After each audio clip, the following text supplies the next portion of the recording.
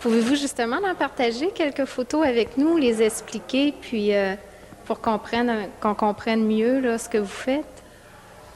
OK, ben l'exposition que je présente, c'est un sujet qui est assez à l'heure ces temps-ci.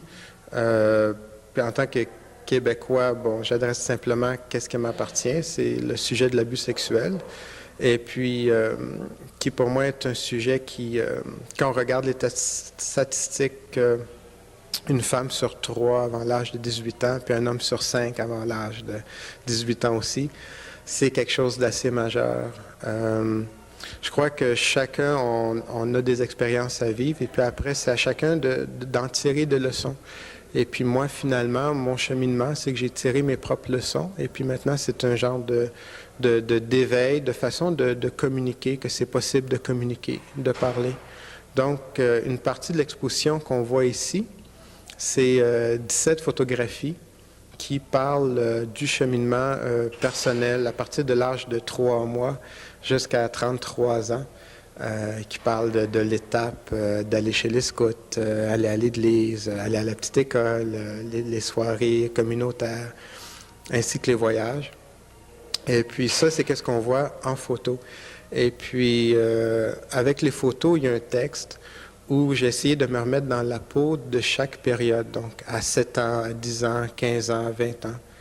Et puis où j'essaye de communiquer un peu, c'est comme une ouverture sur c'est quoi les répercussions de l'abus sexuel. Donc ça parle du déracinement, de la solitude, de la quête de soi, du manque de confiance en soi. Mais je tiens bien à préciser que l'expérience qu'on vit ici, c'est une expérience qui finalement est très positive. Donc, le cheminement, finalement, c'est moi, mais finalement, c'est qu'on suit une personne à travers les périples dans la vie, ses expériences. Mais les dernières photos montrent justement le dénouement et que justement, il y a beaucoup, beaucoup d'espoir, que c'est sûr qu'il y a des expériences difficiles, mais que ça devient des étapes et puis on peut en tirer profit.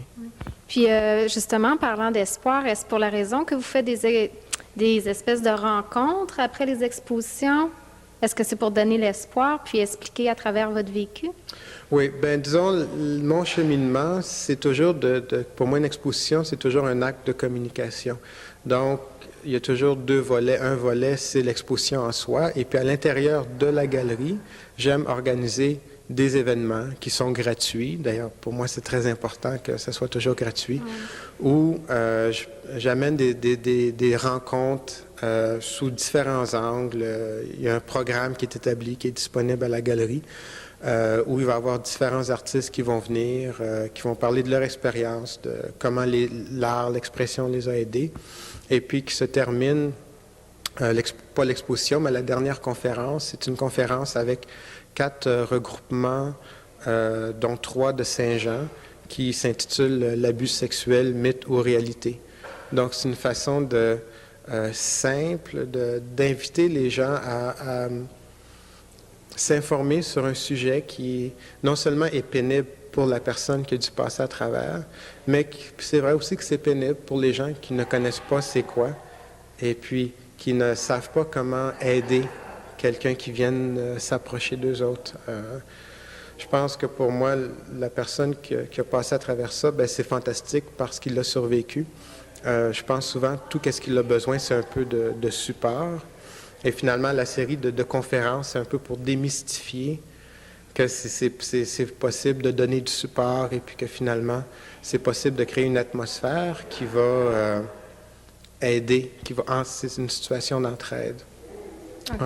Donc, les conférences, ça fait partie de l'exposition. Et puis, il y a peu d'artistes. Souvent, on a beaucoup de difficultés à me classifier en tant qu'artiste parce que j'ai une démarche qui n'est pas vraiment... Je me soucie pas vraiment de l'esthétique. J'aime faire des belles choses. J'aime faire des choses qui sont bien faites, qui sont bien construites. Par contre, pour moi, mon art, c'est vraiment un acte de communication, d'amener quelque chose, de donner quelque chose. Donc, un artiste qui, de par lui-même, organise des soirées conférences, planifie, qui invite des gens. Et je dois spécifier que jusqu'à présent, tout le monde qui m'a aidé le font par bénévolat. Donc, Ah c'est oui. vraiment un acte d'amour, c'est un acte de croyance qu'il y a la possibilité de créer une atmosphère d'entraide et de support. Donc, ces personnes, justement, qui vont à ces rencontres, est-ce qu'ils, par la suite, ont tendance à poursuivre dans votre cheminement parce que, en sorte, vous les aidez à eux à se retrouver eux-mêmes, puis à comprendre que, bon, il y a de l'espoir, puis on peut s'en sortir? Ben, la beauté de travailler de même, c'est que c'est vrai que ça me demande beaucoup d'efforts de ma part. Par contre, les gens que je rencontre, c'est des gens fabuleux. Et puis juste le fait de travailler ensemble, moi, je peux dire, les soirées c'est le 20, 21, 22 et 23 octobre, mais que déjà de travailler avec eux autres m'a déjà beaucoup contribué à moi. Juste l'échange personnel.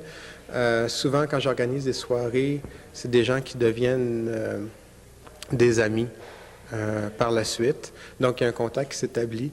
Et puis, déjà, quelques commentaires que j'ai eus de ceux qui vont participer, c'est qu'eux autres aussi ont déjà beaucoup reçu. Le fait que, par exemple, il y a une lecture de poésie dont j'ai fait la traduction en français. Et puis, la femme, elle était vraiment, elle dit merci de les avoir traduits. Puis moi, c'est le contraire. Je dis non, merci de m'avoir prêté ces textes-là parce qu'ils sont tellement beaux. Oui. Puis, est-ce que c'est le même message que vous véhiculez partout où vous exposez? Parce que je sais que vous avez exposé à Regina, bon, à travers le Canada, également en Europe. Les expositions changent au fur et à mesure. Cette exposition qui parle de l'abus sexuel, elle a eu lieu à Montréal. Maintenant, c'est à Saint-Jean et elle s'en va à Chicoutimi. Donc, c'est sur la thématique, justement, d'information, de mélange, création, expression. Je suis vraiment comme dans un terrain unique et puis c'est un peu difficile de me décrire. Les expositions que j'ai faites auparavant, c'était sur la famille. Et puis ça a donné 4 expositions, Regina, Windsor, Peterborough et aussi à Montréal. Je ne sais pas qu'est-ce que l'avenir me réserve.